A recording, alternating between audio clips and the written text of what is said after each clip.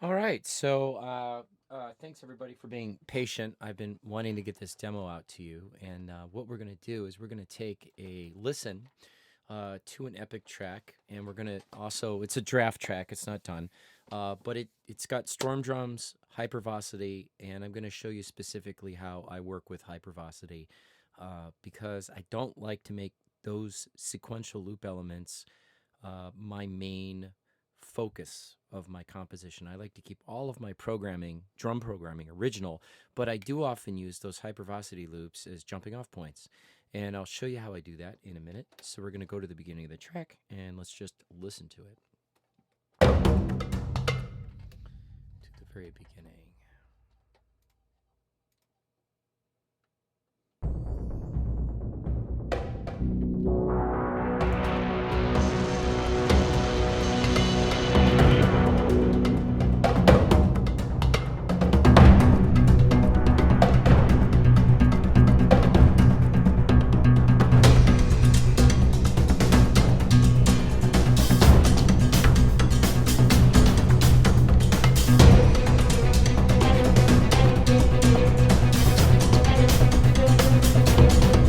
All right.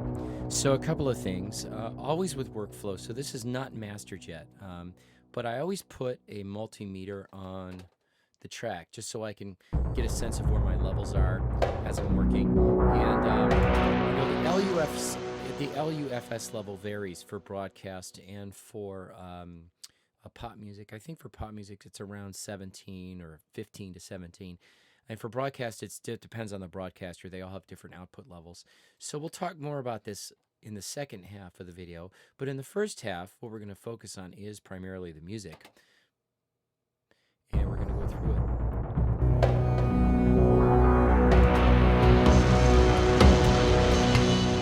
Okay, so we're going to go track by track. And I'm going to show you what I do or how I approach things. So I want to jump to the hypervocity track section, which is right here. And I'm going to actually unmute these audio tracks and then mute these MIDI regions just so that we can kind of move around a little bit more effectively without having to not hear the front end of a MIDI track. So I'm going to do that now. Let's see, and then we'll just mute that and that. I think that's good enough to start. So we're going to start here with the hypervocity track. And if those of you who use hypervocity, you're going to know that this immediately is hypervocity right away. So we're going to solo it. So we have the high percussion.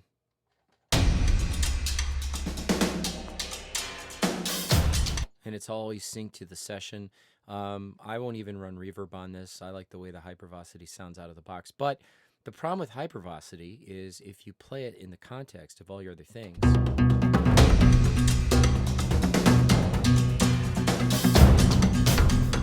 the whole thing ends up sounding like hypervocity with an accompaniment.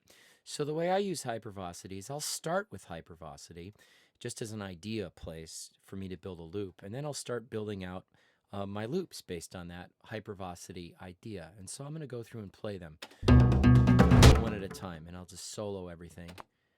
And the other important key thing is I will not use the metronome because the hypervocity is keeping the time, and it's also allowing me more of a polyrhythmic feel than just a simple quarter note metronomic beat, which is very uninspiring. So I'm going to kind of work with the hypervocity beat, and I'll show you gradually how I sort of build things out. So let's go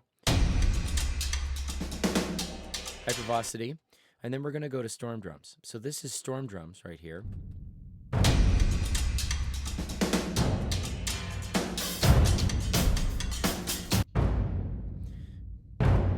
And these are just big drum hits that are very diffuse.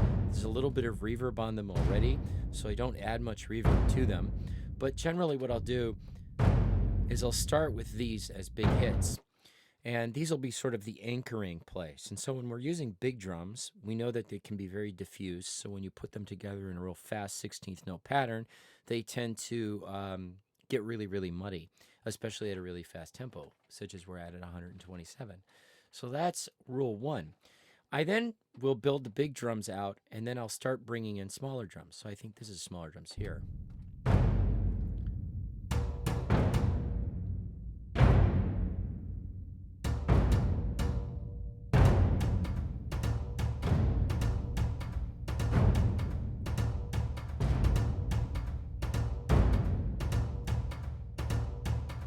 We'll start from here. And it sounds a little jumbled because I'm not really quantizing too much, but it is staying within the realm of the metronome. So everything is staying on the grid. That's not staying too far on the grid there, so maybe I'll edit that later. Okay, and then we're going to go to really small percussion. So we're going to go down here. We'll hear this really small percussion line in a minute.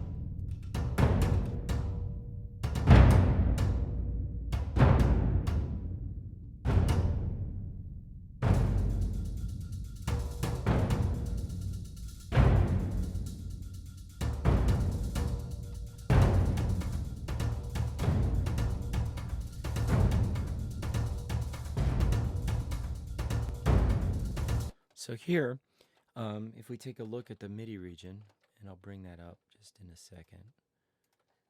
This MIDI region here is quantized in two different ways. So we have the 16th note value, which is here.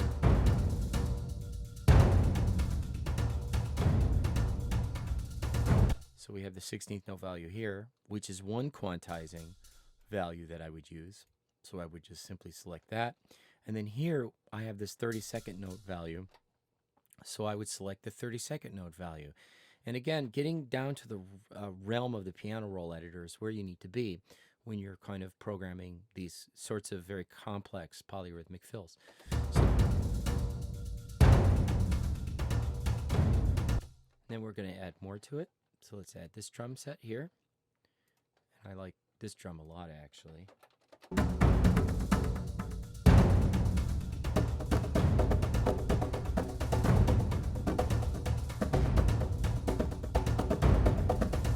And you'll notice that there's a delay pattern there.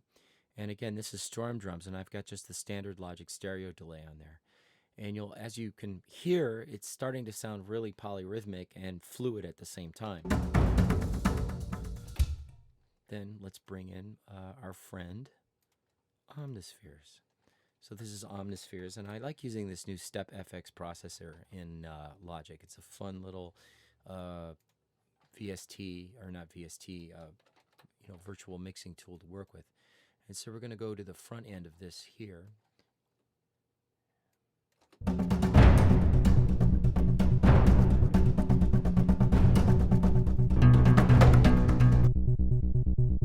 Real simple.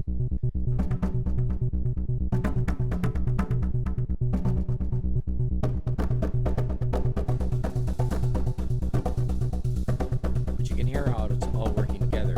So I always start big, then I build bass, and then I go back to the smaller drums. So we got that.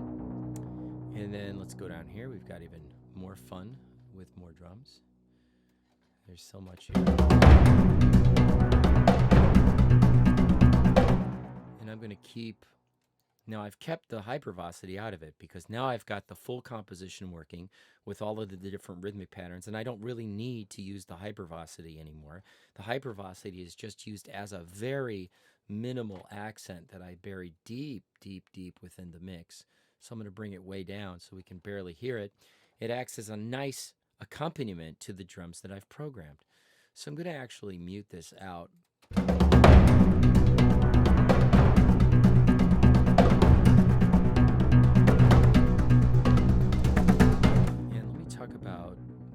Storm drum loops because they're very important.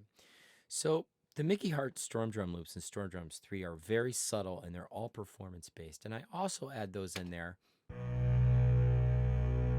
Oh, such as not Mickey Hart. Let me find those. I should do a better job at labeling. Well, we've got more drums here.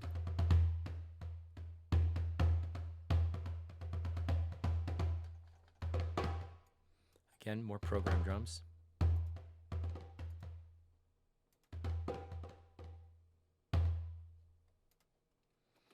And then I believe these are the Mickey Hart loops. These are also great loops in Storm Drums 3 to program against. And there's a chime in there, but you can take that out. So that's rendered. So if you put this together, for example, with the hypervelocity,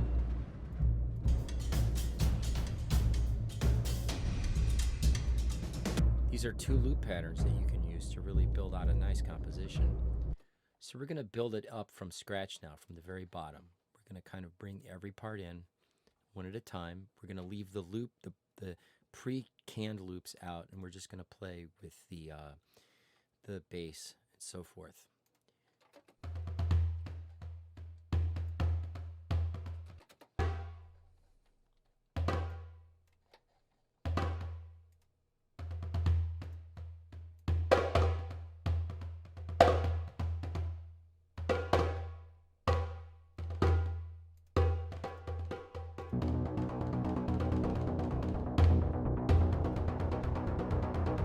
Spheres, ostinato,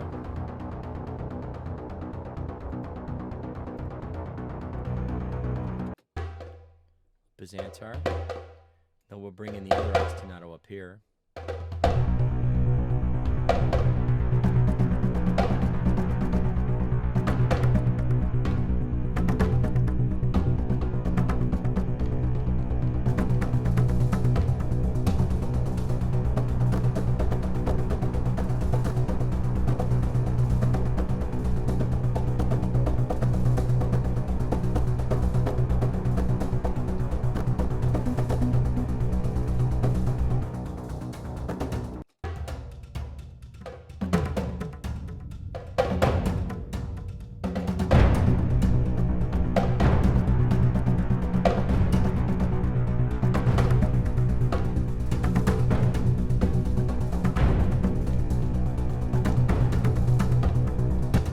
We'll bring in a storm or cinematic guitar track, which is a really nice texture that I love.